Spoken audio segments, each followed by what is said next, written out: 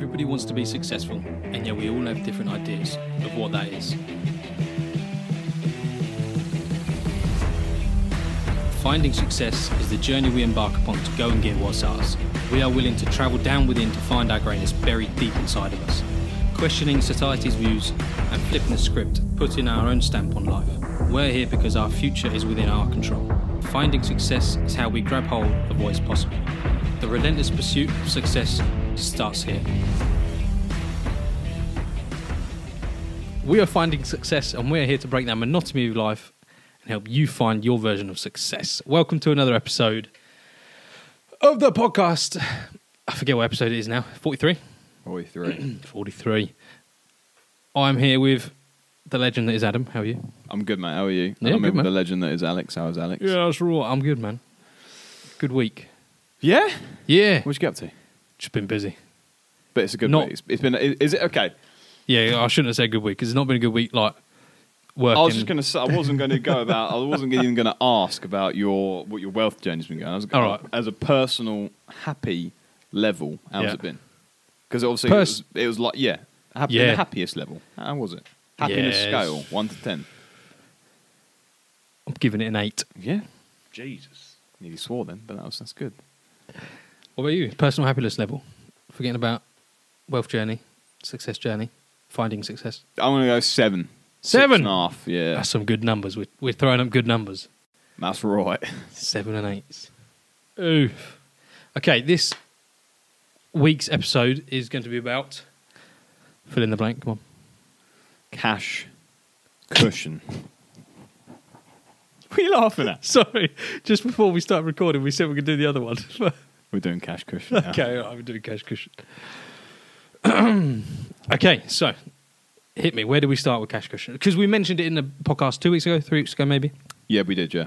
and we looked back and realised that we haven't done a solid episode on just what cash cushion is and how important it is. For me, it's mindset 100% mindset. and just security, Yeah. which is obviously mindset as well, because the more secure you are, Maslow's hierarchy of needs, you've got the basics done, get your money game sorted, or Yeah. just a foundation, you're less worried about everything. 100%. 100%. Well, first of all, I think I'm going to add to that as well, sorry. It's a habit. It's a great habit to have. Yeah. Because habits make life. That's what I'm saying. Right. So, cash cushion. One of the most important things, if not the most important thing to starting your wealth journey, your journey to happiness, your journey to a 3 living mind. Because when you're financially stable, I think my personal mindset is a lot happier. I'm a lot calmer. Yeah. My brain is not so much an animal brain. I'm not fight or flight. I'm in a more relaxed state, and I can think about what's going on in my day-to-day life. I don't know about you guys, but I'm sure you're the same. So cash cushion is very important. Everyone has their own version. We're talking about the FS version here. We're talking about the plain and simple special FS version here. The best version. The best version. The only version that you can really listen to. And cut that out really is the only version you can listen to. We're talking about living expenses. Now, we call a cash cushion living expenses. We want to work out what our living expenses are, and the way we do that is very, very simple. We can go through our bank statements.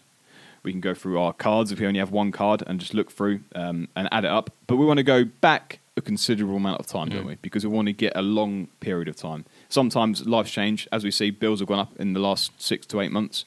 So we want to take that in for account. But we want to go back, I would say, 12 months. Yeah. Yeah? Yeah. At least. And you can do this anyway. You can go through your bank. If you've only got one bank, that's fine. You know, if you're a 18 to so-and-so year old, then it's perfect for you. It's going to take you a short amount of time.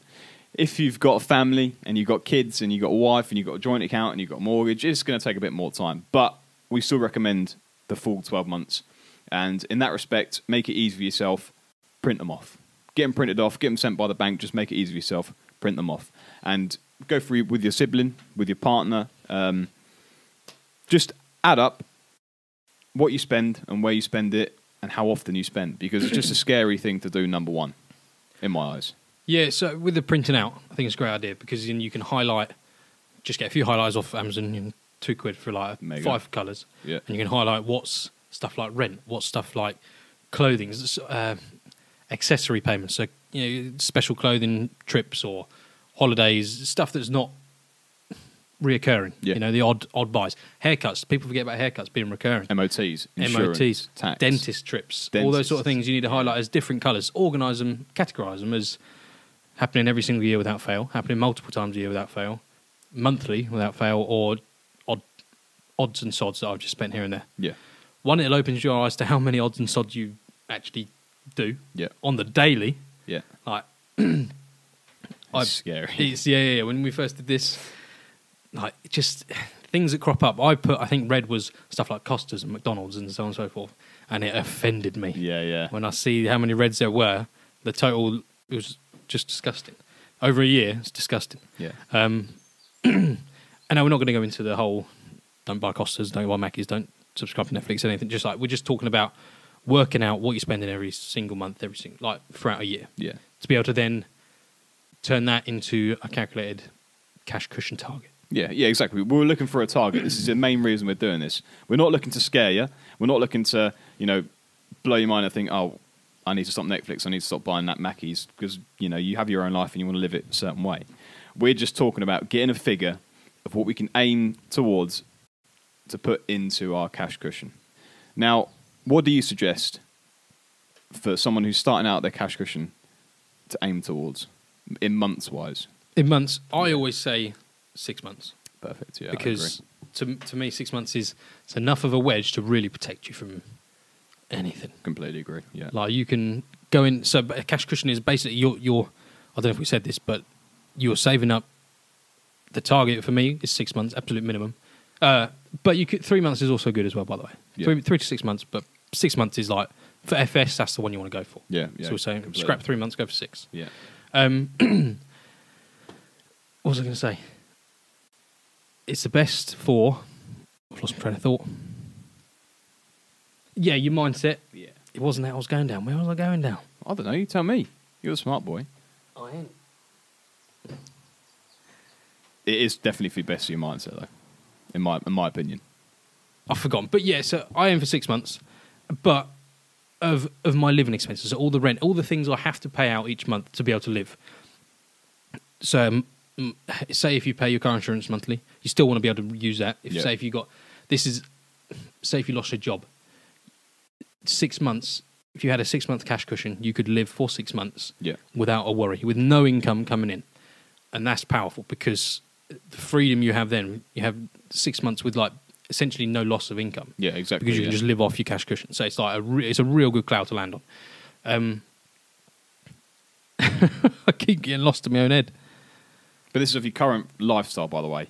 This is not changing anything. We're talking about your current lifestyle. Yeah, as of right now. So your fuel, all your bills that you pay. If you eat out or go for a date night with your girlfriend or your boyfriend, it's the finance you've got on your car, on your laptop, on anything, your phone, your contract on your phone. It's everything. We're talking about everything here. Gym memberships, anything you need to live for 6 months. Yeah, exactly. You need to be able to put this in and add it up. And obviously, the more stuff you add, if you lose your job and you really want to keep your Netflix account, you're going to have to add that 6 months of Netflix subscription into this cash cushion, which is it's completely up to you. It's your prerogative. You do what you want to do. I've not got that sort of stuff, but I tell you what I do have, I think, which is a bit different, is so again, when you go through your bank statements over the year, you see your total. I have my annual expenses. Yeah. So I pay my car insurance annually. Mm-hmm. I pay a lot of things annually, like my Amazon subscription annually, those sort of things. The big ones that save you a bit of money because you're paying it annually. Yeah, the subscription services and stuff you pay. Yeah.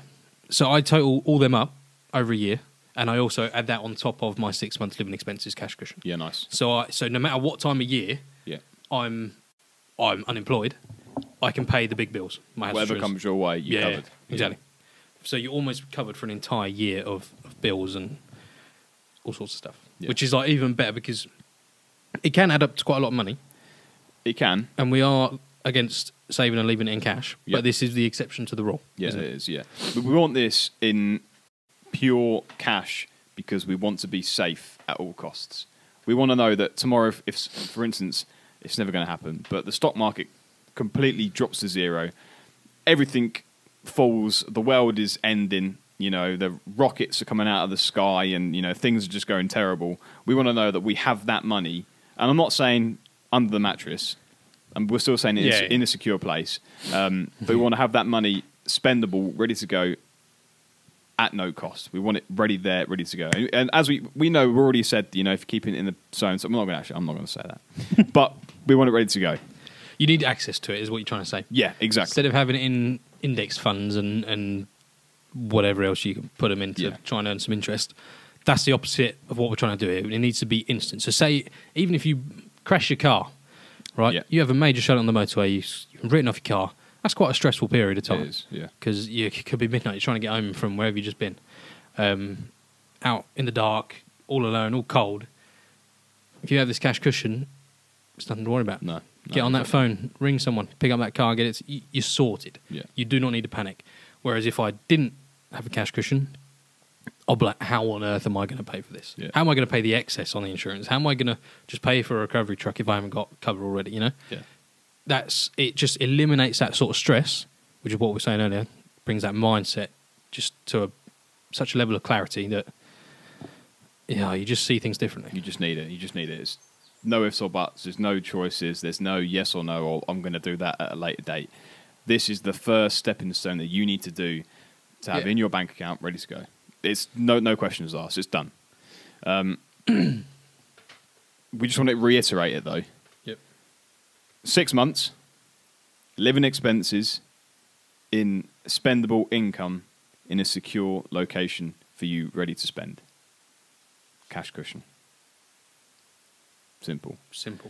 However,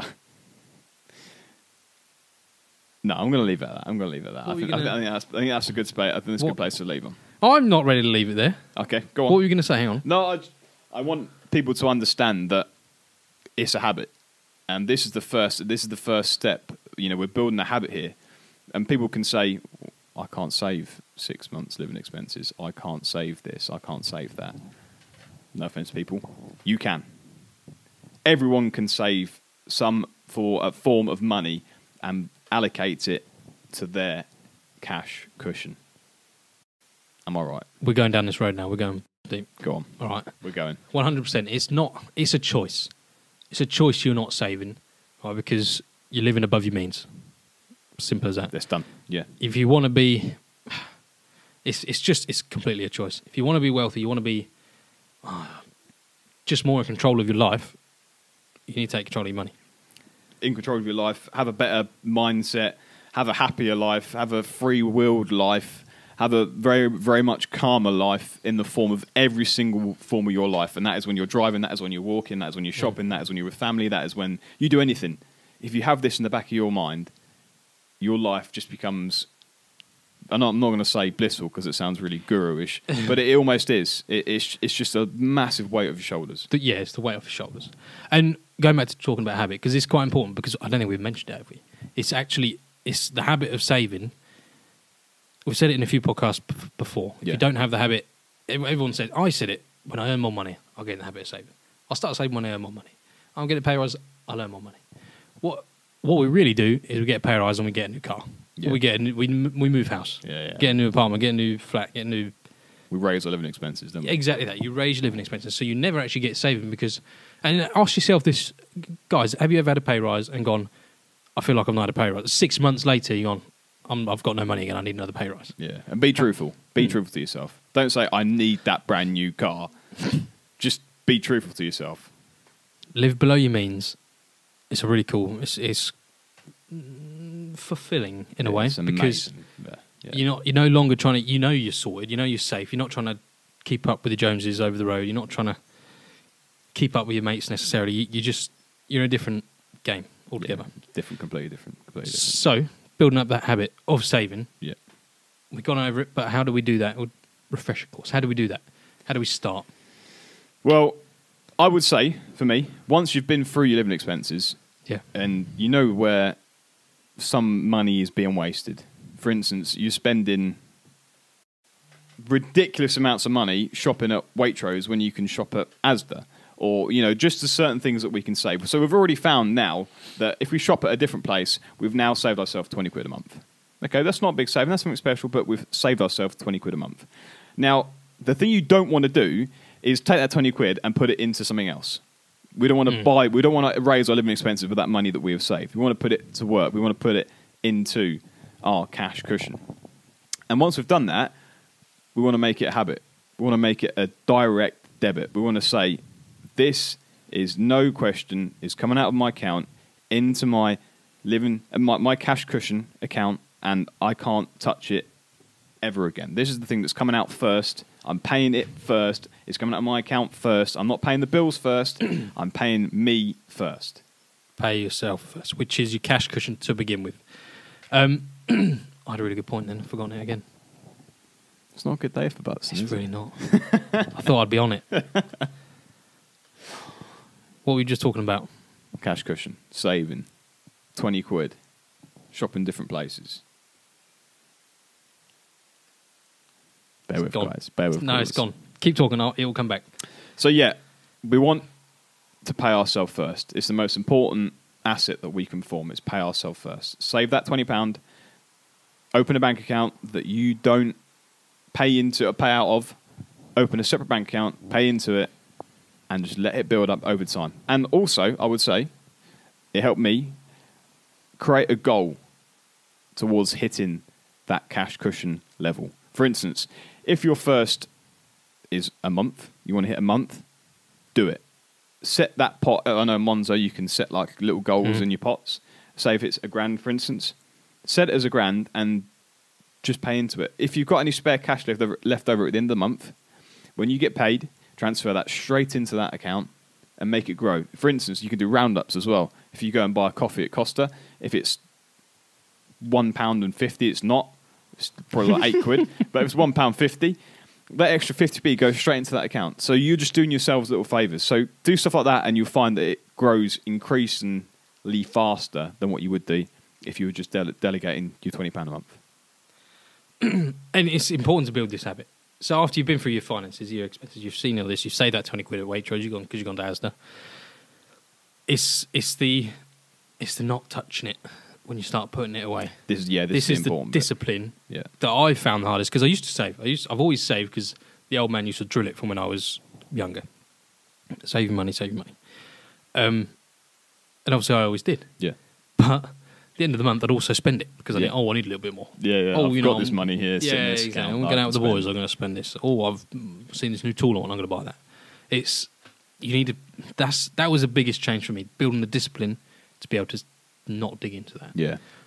So while you need it easily accessible, you don't want to be able to do it on a night out on your phone. Yeah.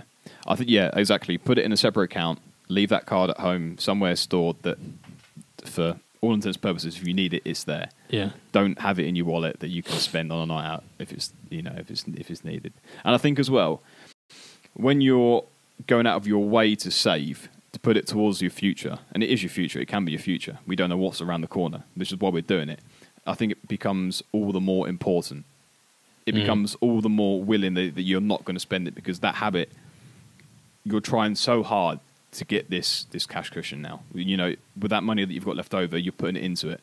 With that money that you've saved from shopping at a different place, you're putting it into it. We're not talking about completely, depleting our lifestyle here. We're just talking about making small changes that we can help afford and grow our pot faster. Because while we believe in savings, it's the best way to save yourself money, build that cash cushion up quicker, we do also believe that increasing your earnings is the next step. Yeah, 100%. But to be able to get to the next step, you need that cash cushion to give you the solid foundation, the roots of your trajectory. Yeah, exactly. Simple. You happy? I'm happy. All right. Don't forget, guys, social media, YouTube, Instagram, Twitter, Facebook. Links will be down below. Take care. Goodbye. Success is available for everyone, so why should you settle for less?